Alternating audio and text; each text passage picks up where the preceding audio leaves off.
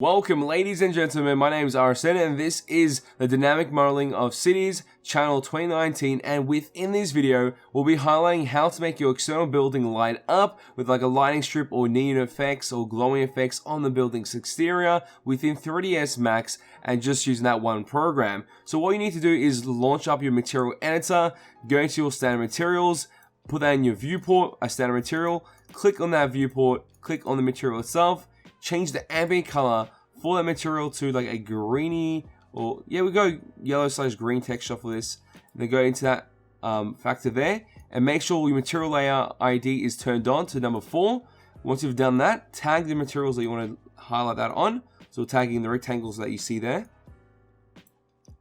And the last one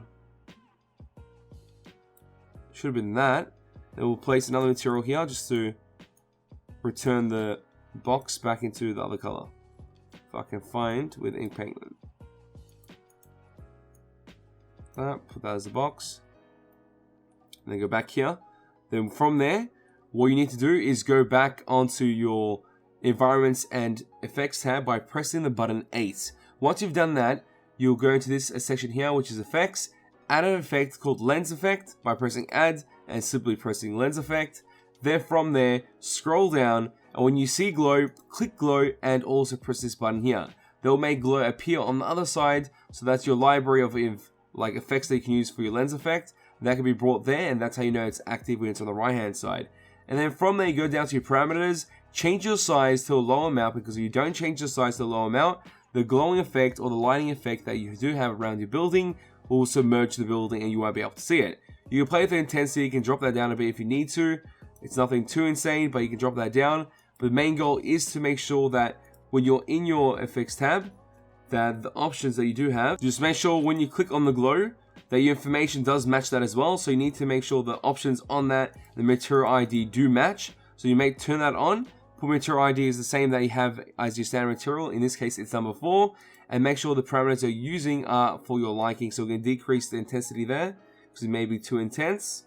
And then also the size, that is an insane size, so we can drop it down to 0.2, that's usually good, or 0.23, that should be right. And then we can go to a render port and start to render out this idea for lighting around an external building. It just show a strip of lighting and also the block or the box or the mass model still there without being completely submerged in the glowing effect. And as you can see from there, the intensity has turned on, highlighting how intense the site will be through our size. Hopefully we can try and decrease this so it doesn't affect it too much.